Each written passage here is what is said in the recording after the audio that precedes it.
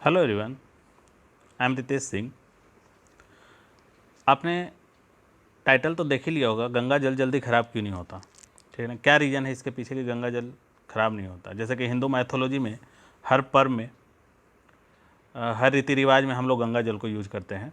जन्म हो, जन्म से लेकर के मृत्यु तक हर पूजा पाठ से सबसे ये हिंदू मैथोलॉजी में इसका यूज किया जाता है।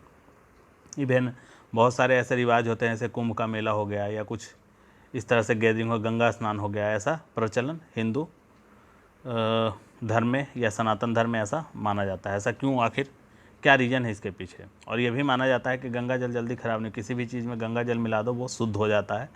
ऐसा है, यहाँ प्रचलन है हिंदुस्तान में। तो क्या रीज़न, ये क्या अंधविश्वास है या फिर इसके पीछे कोई साइंटिफिक रीज़न भी है।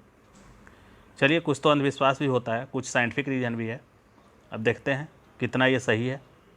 एक स्टडी है जिसके अनुसार ये एक बैक्टीरिया है जिसको बोलते हैं डेलोवैब्रियो बैक्टीरिया, है ना। ये डेलोवैब्रियो बैक्टीरिया देखो सिंगल फ्लैजिला है। इसके वैब्रियो बैक्टीरिया मैंने सैप साइज इसका बताया था, जब बैक्टीरिया को फ्लैजिला के बेसिस पर या सैप के बेसिस पर हम लोगों ने स्टडी किया था। तो एक कॉमा सैप बैक्टीरिया जो था जिसको हम लोग वैब्रियो बैक्टीरिया बोलते थे। तो डेलोवैब्रियो बैक्टीरिया एक है, ग्राम निगेटिव बैक्टीरिया है ना।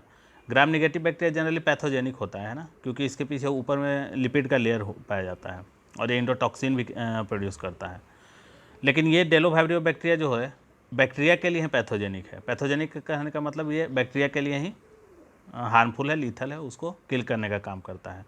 दूसरा, इस बैक्टीरिया का एक प्रॉपर्टी है ऑब्लिगेट एरोबिक का, है ना। अगर ऑक्सीजन का कंसंट्रेशन इसको चाहिए, है ना, ऑक्सीजन चाहिए इन्वायरमेंट में, तभी ये सर्वाइव करता है। अगर ऑक्सीजन इन्वायरमेंट में नहीं है तो उसमें ये सर्वाइव नहीं करेगा। अगर गंगा में भी ऑक्सीजन की कमी हो जाती है तो वहाँ पर इसके नंबर क्या होगा, कम होने लगेगा। इसलिए कम से कम अगर पोल्यूशन हो गंगा में तो इसका नंबर बढ़ जाता है। केमिकल अगर कम डाला जाए गंगा में तो इसका नंबर बढ़ जाता है और फिर उसका प्योरिटी मेंटेन रहता है। अब इस बैक्टीरिया का खासियत क्या है कि ये ग्राम निगेटिव बैक्टीरिया होते हुए भी ग्राम निगेटिव बैक्टीरिया के ऊपर ही अटैक करता है। ग्राम निगेटिव बैक्टीरिया पैथोजेनिक होता है ना। ह्यूमन में या कोई भी ये में मैक्सिमम जो डिजीज होते हैं, पॉइजनस, फूड पॉइजनस हो गया या कुछ भी हो गया, जो बहुत सारे डिजीज होते हैं जो कि सारे रिलेटेड होते हैं ग्राम निगेटिव बैक्टीरिया से। और इस पर कोई एंटीबायोटिक भी जल्दी यूज नहीं, इस पर एंटीबायोटिक का भी असर जल्दी नहीं होता, है ना। जैसे पेनिसिलिन ये सब का यूज आप जनरल ग्राम पॉजिटिव बैक्टीरिया में तो हो जाता है, ग्राम नेगेटिव बैक्टीरिया पे नहीं होता है। तो ये बैक्टीरिया क्या करता है, डेलोवैब्रियो बैक्टीरिया, ये इस बैक्टीरिया के ऊपर अटैक कर देता है, ठीक है ना। जो दूसरे पैथोजेनिक बैक्टीरिया होते हैं जो इससे साइज में बड़े होते हैं बहुत से, जैसे इकोलाई बैक्टीरिया हो गया, जो कि फीकल मैटर में, आपको कहीं भी फीकल मैटर मिलेगा किसी भी ये में, तो उसमें ये उस पर वो ग्रो कर जाता है। अब इसकी खासियत क्या है कि ये उसके ऊपर ग्रो करता है बैक्टीरिया के ऊपर, और उसके पेप्टिडोग्लाइकन जो सेल वॉल होता है, इसके चारों तरफ जो सेल वॉल होता है जो इसके प्रोटेक्शन के लिए रिस्पॉन्सिबल होता है, दूसरे बैक्टीरिया की मैं बात कर रहा हूँ, किसी बैक्टीरिया के ऊपर जो सेल वॉल होता है, ये क्या करता है, उस सेल वॉल जो पेप्टिडोग्लाइकन से बना होता है उसको यूज कर लेता है, उसको इनगल्फ कर लेता है और अपना नंबर बढ़ाने में इसको यूज करता है। उसके प्रोटीन को भी ये खा जाता है, उसके प्रोटीन को भी यूज कर लेता है, ठीक है ना।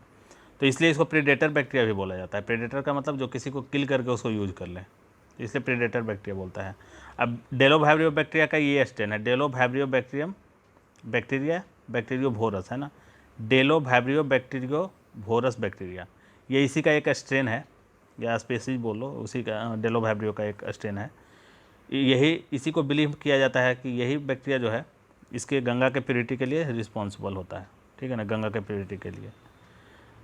जैसे कि अगर बैक्टीरिया की बात करोगे ना, तो बैक्टीरिया के ऊपर ऐसे अटैक कौन करता है, बैक्टीरिया के ऊपर वायरस अटैक करता है ना। बैक्टीरिया के ऊपर वायरस क्या करता है कि वो उसके ऊपर इस तरह से, मान लो ये बैक्टीरिया है, एक मिनट, ये कोई बैक्टीरिया है, इस तरह से ये बैक्टीरिया है, तो इसके ऊपर क्या करेगा, कोई वायरस अटैक करता है। तो ये मान लो ये वायरस है, ये वायरस इसके ऊपर अटैक किया और इसके अंदर जेनेटिक मटेरियल इसके अंदर जो रहता है वो इसके अंदर इंसर्ट कर देता है।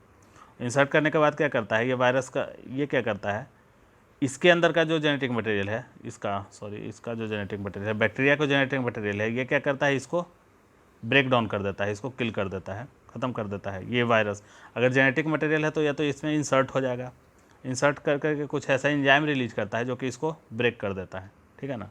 और उसके बाद ब्रेक करने के बाद इसके कंपोनेंट को यूज़ करके, बैक्टीरिया को कंपोनेंट को यूज़ करके, उसके अंदर जो मैटर प्रेजेंट है उसको यूज करके ये अपना नंबर बना लेता है, ठीक है ना, अपना नंबर बढ़ा लेता है इसमें। ये आगे पढ़ेंगे हम लोग, जब वायरस का रिप्रोडक्शन देखेंगे तो उसमें ये सब हम लोग पढ़ना है। तो उसका नंबर बढ़ा लेता है। अब ये जो है, अब जैसे देखो इसका लाइफ साइकिल हम लोग देखते हैं, ये बैक्टीरिया है और ये दूसरा पैथोजेनिक बैक्टीरिया है ना, ये भी बैक्टीरिया है, ये भी बैक्टीरिया। इसके ऊपर देखो ये अटैक किया है, अटैक करने के बाद क्या किया, इसके अंदर इंसर्ट कर गया। इंसर्ट करने के बाद क्या हुआ, इसके सेल वॉल और प्लाज्मा मेम्ब्रेन के बीच में, ये सेल वॉल और प्लाज्मा मेम्ब्रेन के बीच में ये यहाँ पर ग्रो करता है और धीरे धीरे क्या करता है, उसके कंपोनेंट को यूज़ करते हुए अपना साइज़ बढ़ा लेता है। साइज़ बढ़ाने के बाद धीरे धीरे क्या हो गया, ये बैक्टीरिया देखो श्रिंक करता चला गया, इसके सारे यूज़ को यूज़ कर लिया। बाद में क्या होता है, इसको रप्चर कर देता है, लाइसिस कर देता है और फिर ये बहुत सारे फ्रेगमेंट में ये इस तरह से कन्वर्ट कर जाता है ना, बहुत सारे नंबर इसका रिलीज हो जाता है इसके अंदर। तो ये प्रोसेस, यही प्रोसेस इसमें चलता रहता है। तो ये था एक छोटा सा टॉपिक था, छोटा सा जानकारी, आउट ऑफ द बॉक्स था, सिलेबस से हट करके, लेकिन फिर भी अगर तो समझ में आ गया आपको कि कितना अंधविश्वास है और कितना ये साइंटिफिक रीज़न है गंगा वाटर को यूज करने का। तो थैंक यू वेरी मच। ये एक इन्फॉर्मेशन थी जो मैंने शेयर कर दी।